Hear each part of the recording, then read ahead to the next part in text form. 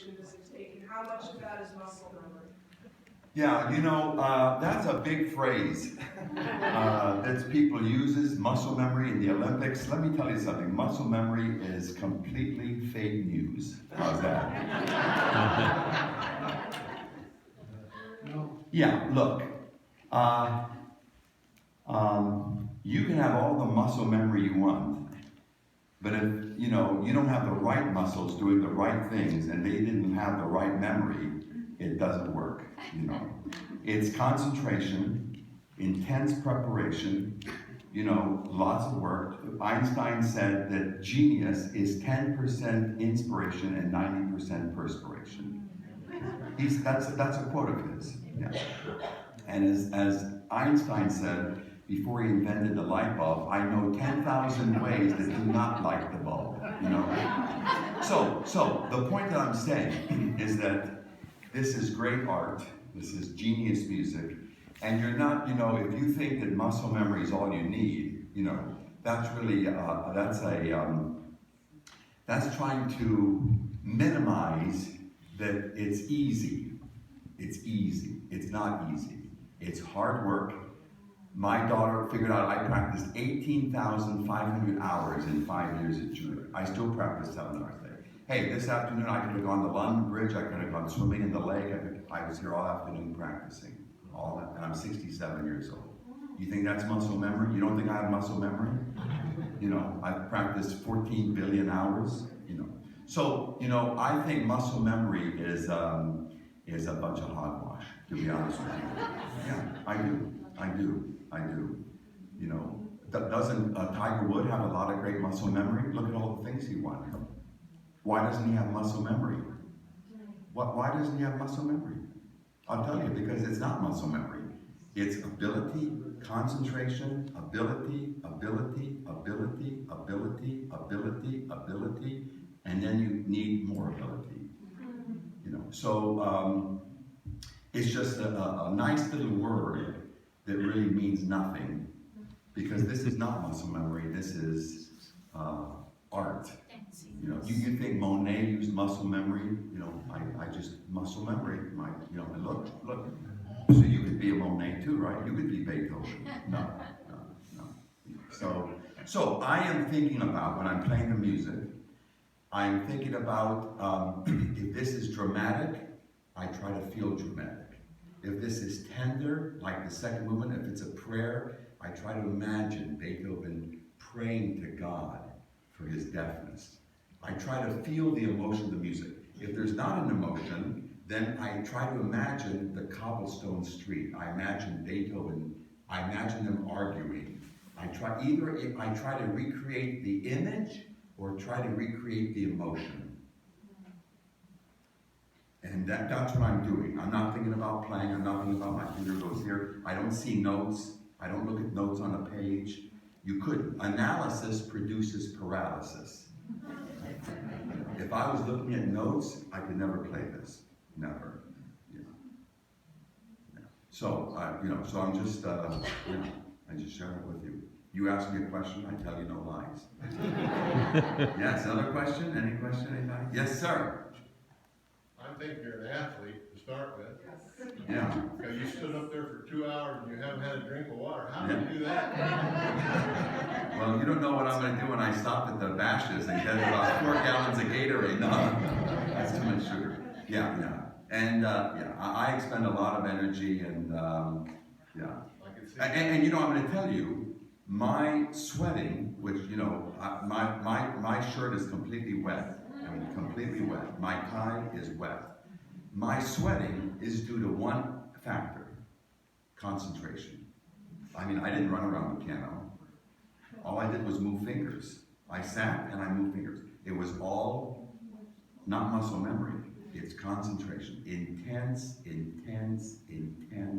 concentration.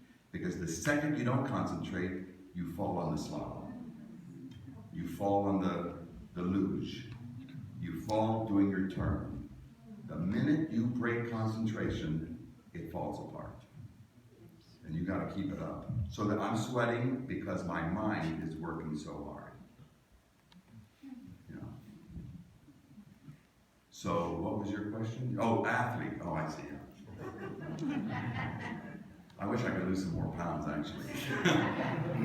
Yes, anyone else? Yes, sir. Do you have some career aspirations that you haven't achieved yet that you're still shooting for? No, I only play for Jesus Christ, so there's nothing that I aspire for my career because I've got it. Because as long as he doesn't miss a concert, that's all that matters. That's all that matters. I'm not looking for money. I'm not looking for ingredients. I can tell you honestly that a year and a half ago I received an honorary. I don't know if you know the name John MacArthur. Does anyone know John MacArthur? He's a very famous teacher, and he's a pastor. He's a president of a college and university. A university in California. He's a very, very esteemed statement of the Christian faith. He's pastored a church about 7,000 for 40 years. He's written about 70 books. Wow. And he nominated me a year and a half ago to receive an honorary doctorate from his university. Wow. And it was pretty special. I mean, MacArthur telling the audience, and it was at their graduation in May a year ago, May of 2016, I received an honorary doctorate from the Masters University. It's on my website and stuff, and it was pretty special. But I wasn't looking for it, but he said to me, I got a doctorate the hard way. It took me 40 years of work rather than 5 years of study, you know. But I don't go by doctor, you know. I don't go by, you know. But no, I play on little churches, I play on pianos that are bad, I play on pianos that are great, doesn't matter. I'm here to serve Jesus Christ, and that's all that matters. That's all that matters. Yeah. Yes? How old were you when you first started to play? 9 years old. I attribute it to my mother. My mother loved classical music, and she took me to concerts when I was a little boy, 6 and 7 years old. But we were quite poor. I mean, my father knew no English when he came. He was 45, my mother was 35. They really had to struggle. My father never earned more than $6,000 a year. We really struggled. And so my father didn't believe that I should take piano lessons because he thought it'd be a waste of money. So finally at 9, he agreed that I could take piano lessons. So I asked, and then when I was 11, I wanted to be a concert pianist. I mean, and I was not a genius, I was not a prodigy, I just worked hard. I practiced more, the more I practiced, the better I got, the more I practiced, the better I got. You know. So, but I was 9, which is not, it's a little late. I would say the best age is 7 for a boy and 6 for a girl. That's, when you can read well, that's a good age to start music. Yes? Have you written and published your own sonata? Have I written and published my own sonata? So I'll end with your question. So I was getting my master's at Juilliard, and this was my 5th year. So I was pretty well known in the school. I'd given a lot of concerts. And I decided to take composition because my teacher always talks to me about how to get into the mind of the composer, like Beethoven. And so I thought, well, I'm going to get into the mind of the composer. I'm going to compose music. So I had a world-famous teacher. This guy he was on the faculty of Juilliard on the composition department. His music was played by the New York Philharmonic and all around the world. So he knew me. So he decided to take me as a student. And I was a flop. I was a disaster. I had 5 weeks of lessons, and I couldn't burp out a good note. It was bad. It was bad. And after 5 weeks, he saw me in the hallway, and he came up to me. He always wore a bow tie, and his finger, his finger was right here, and he said, "Mr. Rotman, you will be great at playing the music of dead men. But as a living man, you will never write any music. Drop my class," because it was one-on-one. It was not a class, but composition. "Drop my class, or I'm going to give you an F." And he would have given me an F. Because this is Juilliard. They don't hold your hand and try to help you along. You either do it or you don't do it. So he saved my grade point average, because an F would have really been. And he saved me a couple $100 because I could still drop the course and get some money back.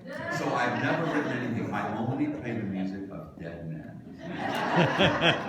Let me say, I have some recordings in the back. One is all Beethoven, my favorite. Another recording is Debussy, a French composer, Clair de Lune. I always share this, you listen to the Debussy recording and all the stress goes out of you. I mean, you'll be a puddle of water in the living room. There's a DVD of my whole testimony.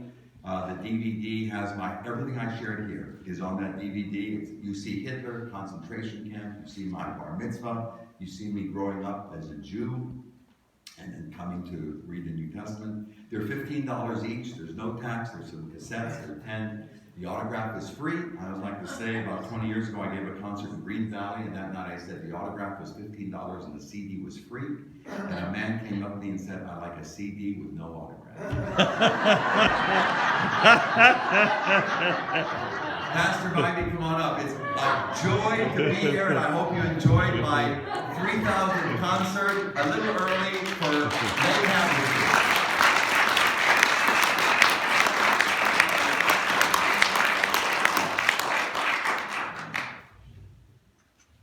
You know, you rarely find such quality music. We are certainly blessed to have Sam with us. Every time I just love the music. It is so beautiful, isn't it? I do want to say that you are supporting the concert series.